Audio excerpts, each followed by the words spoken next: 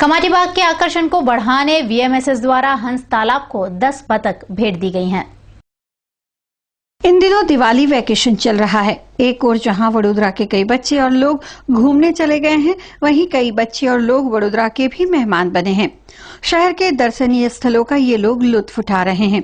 वडोदरा के इन दर्शनीय स्थलों में आते कमाटी बाग को और अधिक आकर्षक बनाने में यहां के हंस तालाब में करीब 10 बतखें लाई गई हैं और म्युनिसिपल कमिश्नर ने यहां पर हंसों की जोड़ियां लाने की भी सूचना दी है। वैसे अब भी यहाँ काम तो चालू ही है। यूवीएमएसएस ने वडोदरा वासियों को कमाटी बाग में बतकों का आनंद देकर दिवाली की भेंट दी है।